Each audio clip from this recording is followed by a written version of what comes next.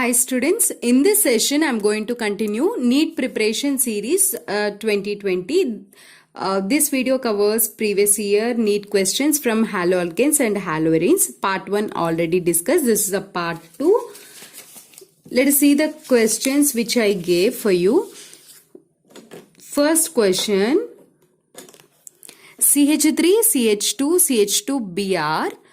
This is a primary alkyl halide, and here this primary alkyl halide nucleophile, it is substituting this Br and it is forming a product. This is a nucleophilic substitution reaction. Whether it is SN1 reaction or SN2 reaction, how can we identify this? SN2 reaction means the order of reactivity is primary alkyl halides are more reactive than secondary than tertiary. This is the order. For SN1, tertiary is more reactive than secondary than the primary. So primary alkyl halide is given in the question. So we can easily say that this reaction is which reaction? SN2 reaction. SN2 reaction, the best preferable solvents is polar aprotic solvents. With pen I will touch. What students? Polar aprotic solvents. Polar aprotic solvents. And for SN1 reactions, the preferable reagents are what? Solvent is polar protic solvents. And observe the options given here.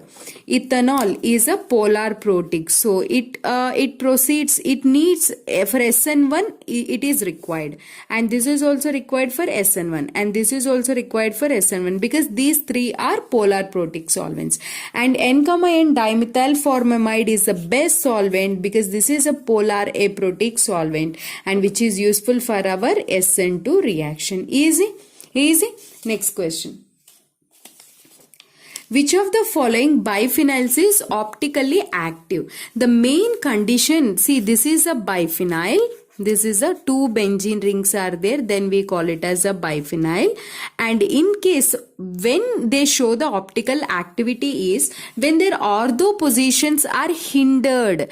These two are ortho position. When these two ortho position and these two ortho positions are blocked, then this group goes away from the plane. This will be in one plane and this will go away from the plane. Means this will be in another perpendicular plane. This will be in perpendicular plane.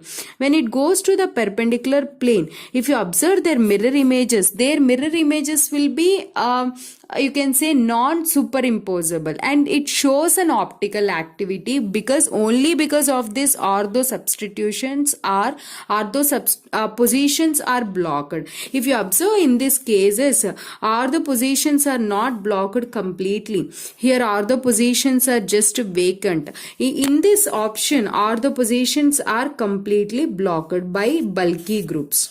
So it is optically active, and this group is optically, and this compound is optically active. Clear?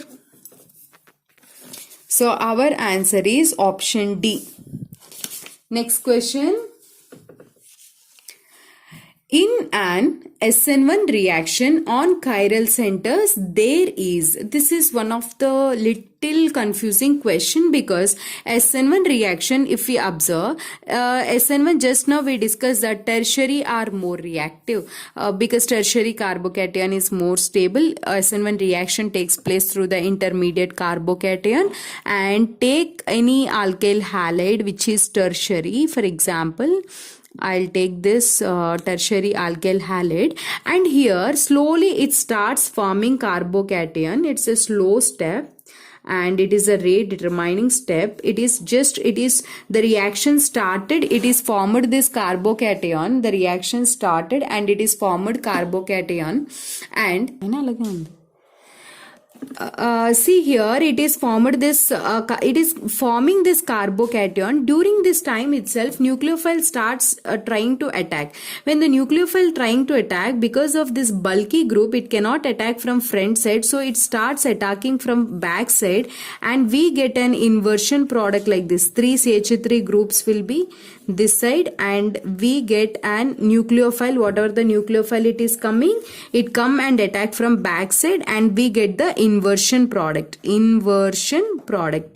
Okay, and inversion product will be formed. And one more thing is, once it is completely dissociated, it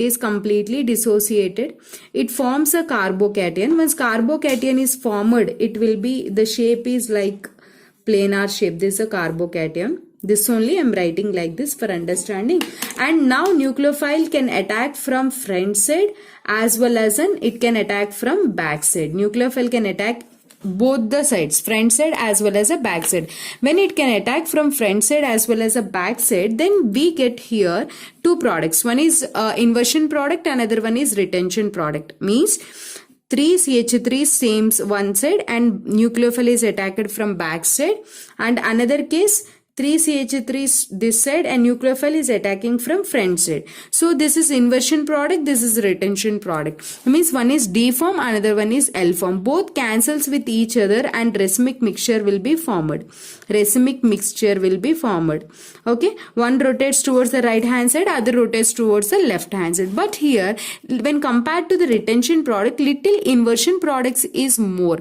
Okay, due to this we cannot say that racemization will be 100% complete, 100% will be there, or racemization will be there, but here due to little more inversion product, partial racemization will takes place. Option A is correct. Inversion is more than retention, and which leads to partial racemization. Next question. Two possible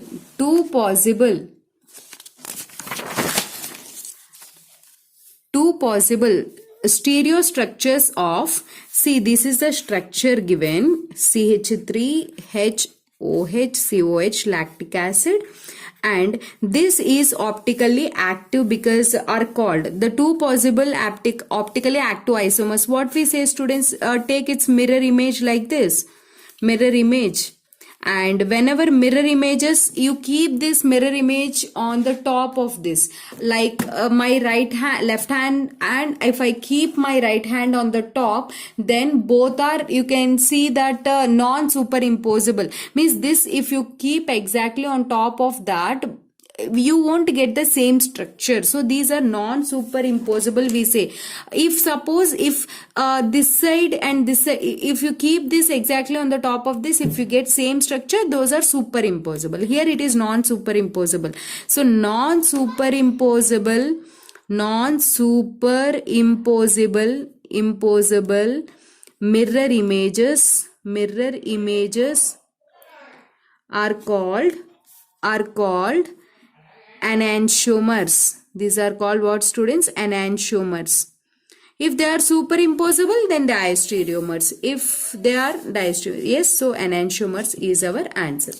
And next question, last question. The reaction of C6H5 CH double bond CH3 which HBr produce. See this question, which is really an easy and interesting question. CH double bond CH3. Treat this with HBr. Once we add HBr, it is an electrophilic addition reaction takes place. This HBr attack takes place here, but where this nucleophile and where this electrophile goes and attack, that is an important thing.